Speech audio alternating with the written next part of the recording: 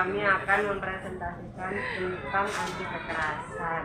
Alias ringkasan dari cerita yang saya baca, pada suatu hari Nabi Muhammad dan salah satu temannya bernama Zaid bin Haris pergi ke Mekah di Taif yang saat itu dianggap zona damai. Saat Nabi Muhammad dan temannya berjalan di Taif, Nabi Muhammad dilempari batu dan ditolongi oleh temannya.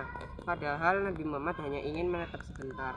Tetapi penduduk Taif terus melempari batu dan kerikil sampai berlumuran darah.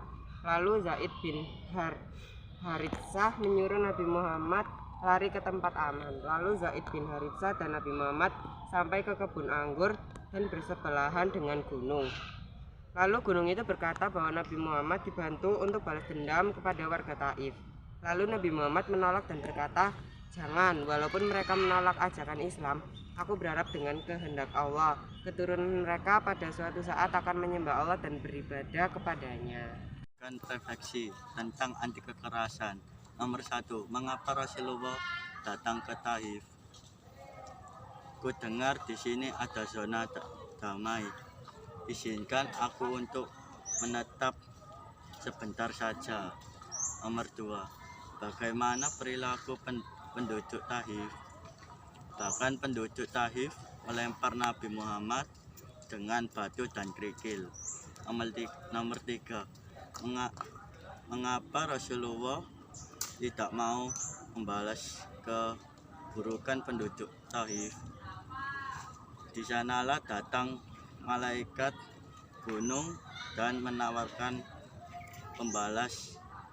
pembalasan, tapi Rasulullah menolak dan malah mendoakannya.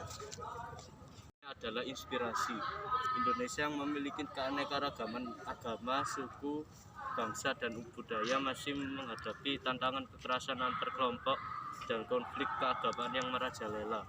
Di sisi lain, anak-anak muda juga tidak memiliki ruang kreativitas yang cukup sehingga mereka terjebak dalam lingkaran kekerasan. Seolah-olah itu jalan satu-satunya untuk menyalurkan jiwa heroiknya.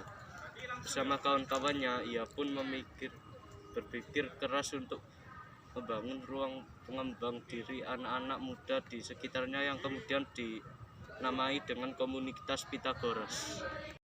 Assalamualaikum warahmatullahi wabarakatuh. Saya akan menjelaskan tentang konsep kunci. Makna sab. Kata sab merupakan bentuk masdar dari sabara atau al-fasal dalam mujab mudrat kunbor.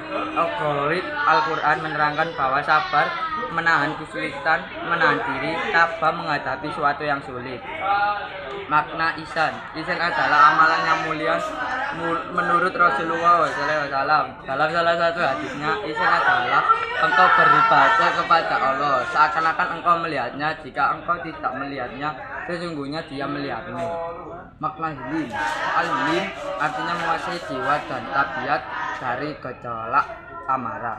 Orang dengan sifat ini akan menahan dirinya atau tidak terburu-buru untuk membalasnya amarahnya kepada orang. Sekian dari kami. Wassalamualaikum warahmatullahi wabarakatuh.